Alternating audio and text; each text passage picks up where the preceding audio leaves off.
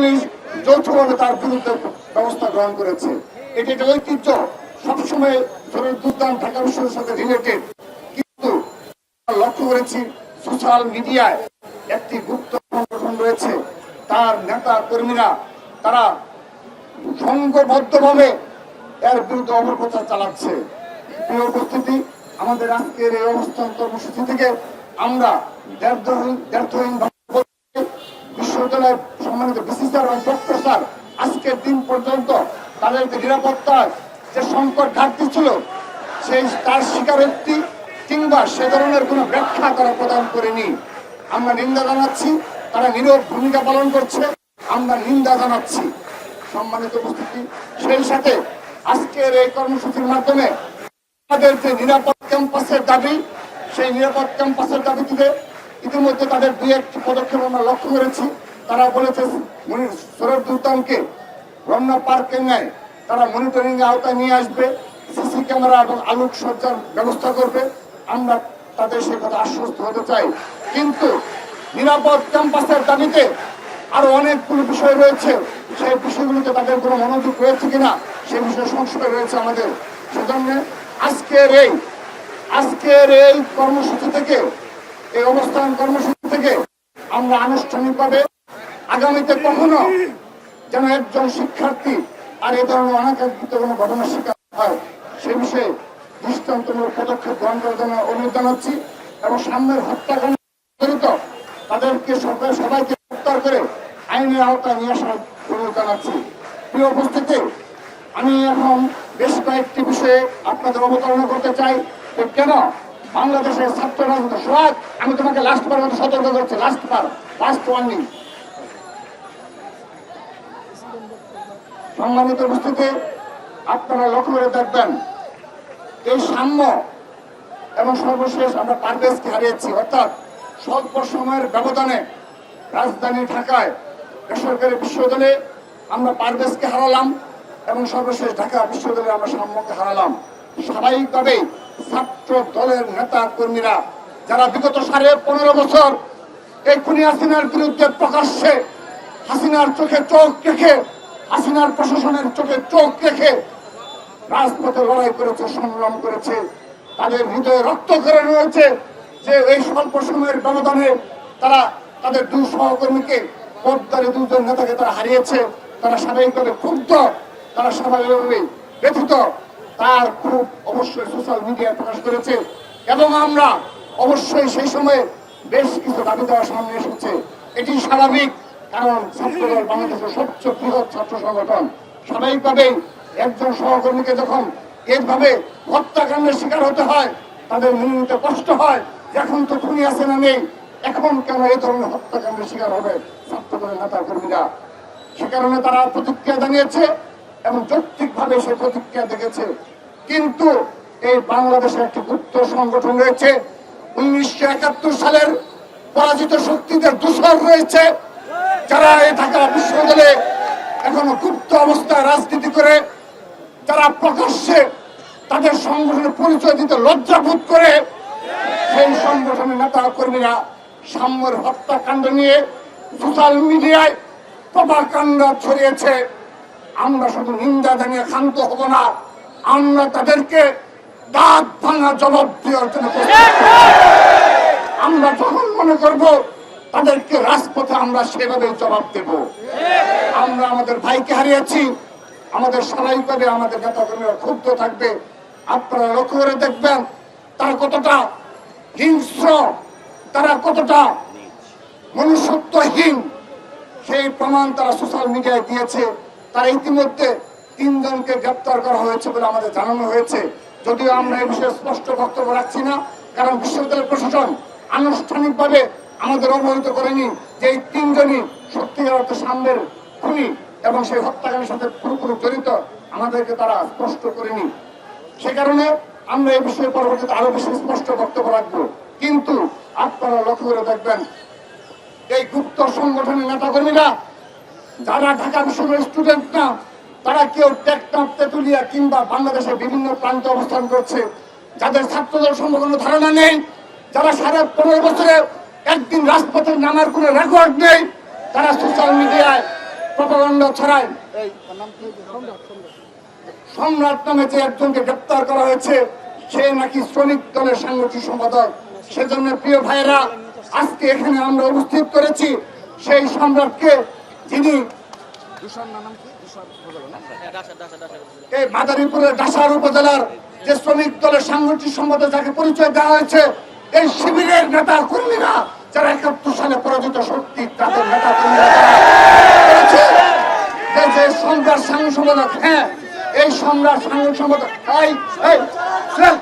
কি শুরু করছে, সেই সম্রাটকে আমরা আপনাদের সামনে উপস্থিত করেছি। এই সেই সম্রাট, যার সোশ্যাল মিডিয়াতে আপনারা দেখবেন শত শত কর্মসূচির, যারা খুনি হাসিনার বিরুদ্ধে লড়াই সংগ্রামের, যার অনেকগুলো ফুটেজ রয়েছে, সেই সম্রাট সাংগঠনিক সম্পাদক। একই এলাকায় বাড়ি হওয়ার কারণে তারা কতটা দুষ্ট প্রকৃতির ছাত্র সংগঠন হলে তারা এই খুঁজে বের করে সেই সম্রাটকে ওই সম্রাট বলে চালিয়ে দেওয়ার মানসিকতা রাখে। তারা নিজেদের ইসলামিক ছাত্র সংগঠন মনে করে। আমি বিশ্বাস করি তারা একটা মুনাফাকের সংগঠন। তার প্রমাণ আবারও ওই সাম্য হত্যার মাধ্যমে এবং সম্রাটকে এবং আবারও তারা এই সম্রাটকে ওই সম্রাটকে একই ভাবে মিলিয়ে প্রমাণ করছে তারা মুনাফিকের দল।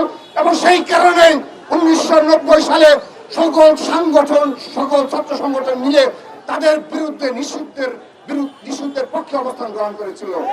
তাদের চরিত্রের কারণে, তাদের মুনাফিক এবং দ্বিচারিতার কারণে ১৯৯০ সালে সকল ছাত্র সংগঠন এক এবং ঐক্যবদ্ধভাবে তাদের নিষিদ্ধের পক্ষে অবস্থান গ্রহণ করেছিল। সেই অবস্থান আজ অবধি রয়েছে।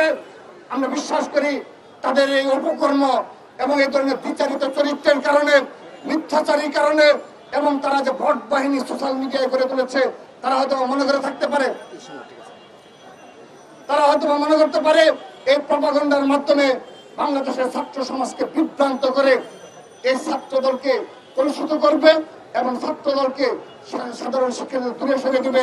স্পষ্টভাবে বলতে চাই, এই ঢাকা বিশ্ববিদ্যালয় চত্বরে দেখে যাও, ঝড় বৃষ্টিকে উপেক্ষা করেও শত শত সাম্যের ভাইরা এখানে রাজপথে অবস্থান গ্রহণ করেছে। তোমাদের মিছিল কত বড় হয় আমরা লক্ষ্য করে দেখেছি।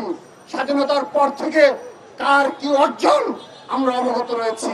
ছাত্র সমাজের পক্ষে, সাধারণ শিক্ষার্থীদের পক্ষে এই ছাত্র দল ব্যতীত আর কোন ছাত্র সংগঠনের উল্লেখযোগ্য কোন অর্জন নেই।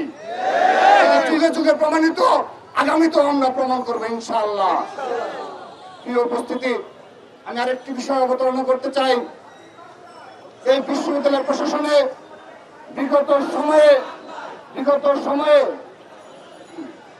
বিগত সময়ে জুলাই আগস্টের পরবর্তী বাস্তবতায় সাধারণ শিক্ষার্থীদের প্রধান দাবি ছিল ছাত্রলীগের সন্ত্রাসীদেরকে চিহ্নিত করে পদক্ষেপ নেওয়া, বিচারের আওতায় নিয়ে আসা। কিন্তু ইতিমধ্যে ৯ মাস অতিবাহিত হয়েছে। আমরা দেখতে পেয়েছি এই ঢাকা বিশ্ববিদ্যালয়ের প্রশাসনে যারা রয়েছে, সম্মানিত ভিসি স্যার, প্রক্টর স্যার, তাদের সামান্যতম এ বিষয়ে কোনো পদক্ষেপ আমরা লক্ষ্য করি না এবং সদিচ্ছা রয়েছে কিনা আমরা সন্দেহ পোষণ করছি। সেই সাথে এই ঢাকা বিশ্ববিদ্যালয়ের নীল দলের শিক্ষকরা রয়েছে, যারা বিভিন্ন সময়ে সরাসরি খুনি হাসিনার পৃষ্ঠপোষকতা করেছে এবং বাংলাদেশকে একটা ফ্যাসিস্ট রাষ্ট্রে পরিণত করার জন্য তারা তাদের অনেক বেশি দায় রয়েছে। সেই একজন শিক্ষকের বিরুদ্ধে আজকের দিন পর্যন্ত ঢাকা বিশ্ববিদ্যালয়ের প্রশাসন কিংবা বাংলাদেশের কোন বিশ্ববিদ্যালয় প্রশাসন ব্যবস্থা নেয়নি। আমরা লক্ষ্য করছি সেই ছাত্রলীগের সন্ত্রাসীরা হয়তোবা কতিপয় যারা শীর্ষ সন্ত্রাসী, তারা হয়তোবা পালিয়ে গেছে। তারা অনেকে লুকিয়ে আছে ঢাকার বিভিন্ন অলিগলিতে লুকিয়ে আছে। কিন্তু উল্লেখযোগ্য সংখ্যক ছাত্রলীগের পদধারী নেতা কর্মীরা এখন পর্যন্ত এই ঢাকা বিশ্ববিদ্যালয়ের সবগুলো হলে এবং ক্যাম্পাসে অবস্থান গ্রহণ করছে এবং এই নীল দলের দোসররা, খুনি হাসিনার দোসররা এখন পর্যন্ত ঢাকা বিশ্ববিদ্যালয়ে তারা দাপিয়ে বেড়াচ্ছে এবং তারা বিভিন্ন বাংলাতে অবস্থান গ্রহণ করছে।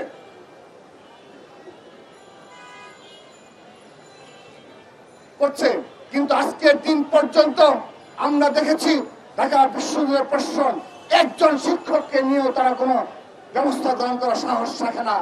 আমরা দেখেছি যে বাংলাদেশের যে বর্তমানে যে সরকার ক্ষমতায় রয়েছে, তারা কতটা দুর্বল সরকার। এই ঢাকা শহরে আনাচে কানাচে ছিনতাই হচ্ছে, চুরি রাহাজানি এবং হত্যাকাণ্ডের ঘটনা ঘটছে, কিন্তু সেখানে প্রশাসন নির্বিকার, তাদের নিয়ন্ত্রণ নেই। ঠিক একইভাবে ঢাকা বিশ্ববিদ্যালয়ের প্রশাসনের আদৌ এই ছাত্রলীগের বিচার করার ক্ষমতা রয়েছে কিনা আমরা বারবার সন্দেহ পোষণ করছি। আমরা তাদেরকে বলতে চাই, সাম্য হত্যার বিচার এবং নিরাপদ ক্যাম্পাসের যে দাবি রয়েছে, সেই নিরাপদ ক্যাম্পাসের দাবি তারা পূরণ করবে, শিক্ষার্থীদের দাবি পূরণ করবে এবং ছাত্রলীগের বিচারের দৃশ্যমান পদক্ষেপ গ্রহণ করবে। আমরা অচিরে আজকের এই কর্মসূচি ঘোষণা করছি, সাম্য হত্যার বিচারের দাবিতে যেভাবে আমরা রাজপথে থাকবো, যেভাবে নিরাপদ ক্যাম্পাসের দাবিতে আমরা রাজপথে থাকবো, ঠিক একইভাবে পুরো ছাত্র দলের নেতা কর্মীরা বলতে চায়, খুব দ্রুততম সময়ে সারা বাংলাদেশে এই ছাত্রলীগের বিচারের দাবিতে আবারও মার্চ ফর জাস্টিস কর্মসূচি পালন করবো আমরা। প্রিয় উপস্থিতি, আমি আমার বক্তব্যের শেষ পর্যায়ে রয়েছি। আমরা শুধু বলতে চাই, এই সাম্য হত্যার বিচারের দাবিতে এবং সর্বশেষ এই সম্মানিত বিসি স্যার এবং প্রক্টর স্যারের যে পদত্যাগের যে দাবি উঠেছে, আমি বিশ্বাস করি তারা সম্মানিত ব্যক্তি হিসাবে তারা এই দাবিগুলো বিবেচনা করবে। ছাত্রদল কোনো প্রেশার ক্রিয়েট করে কোনো দাবি আদায় করবে না। আপনারা লক্ষ্য করেছেন, পারভেজ হত্যা এবং সাম্য হত্যার পরও ছাত্র দলের নেতা কর্মীরা একজন খুনিকেও একটা গায়ে টাচ করে দেখেনি। আমরা মব জাস্টিসে বিশ্বাস করি না। আমরা মব কালচারে ছাত্র দল তৈরি যেন না হয়। আমরা যদি কোনো ছাত্রলীগ কিংবা দূষণকে ধরতে পারি, আমরা সরাসরি পুলিশ প্রশাসনের নিকট তাকে সাপোর্ট করি। এটি ছাত্র দল এই স্টাইলে চলছে। এই ভূমিকার কারণে একটি গুপ্ত সংগঠন রয়েছে, যারা মনে করে থাকে আমাদেরকে সোশ্যাল মিডিয়ার মাধ্যমে নিয়ন্ত্রণ করে তারা তাদের ক্যাম্পাস কেন্দ্রিক যে অপকর্ম রয়েছে, তারা তাদের যে ধরনের কর্মকাণ্ড রয়েছে অব্যাহত রাখবে।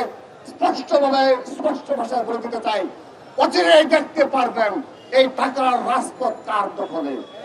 ঢাকার রাজপথ ছাত্র দলের দখলে ছিল খুনি হাসিনার আমলে। আগামীতেও এই ছাত্র দলের নেতৃত্বে বাংলাদেশের সকল গণতান্ত্রিক আন্দোলন সফল হবে ইনশাআল্লাহ। স্পষ্টভাবে বলতে চাই, সবকিছু প্রমাণ হবে রাজপথে ইনশাআল্লাহ। প্রিয় উপস্থিতি, আমরা আমাদের এই কর্মসূচি শেষ পর্যায়ে চলে এসেছি। আজকের এই কর্মসূচি থেকে আমরা নিরাপদ ক্যাম্পাসের দাবিতে সম্মানিত বিসি স্যারকে অনুরোধ জানাচ্ছি, দৃশ্যমান পদক্ষেপ আমাদেরকে দেখাতে হবে এবং সাধারণ শিক্ষার্থীদের যে নিরাপদের যে বিষয়টি এসেছে এবং সাম্য হত্যার সত্যিকারের খুনি কারা, সত্যিকারের অর্থে কারা এই খুনের সাথে জড়িত, তাদের নাম প্রকাশ করতে হবে, সিসি ক্যামেরা ফুটেজ প্রকাশ করতে হবে এবং তারপর আমরা বিশ্বাস করব যে এই যাদেরকে গ্রেপ্তার করা হয়েছে তারা এই সাম্যর আসল খুনি। এবং সেই বিষয়ে দ্রুততর সময়ে তাদের স্পষ্ট বক্তব্য এবং বিবৃতি আশা করে আজকের মতো আজকের এই কর্মসূচি শেষ করছি।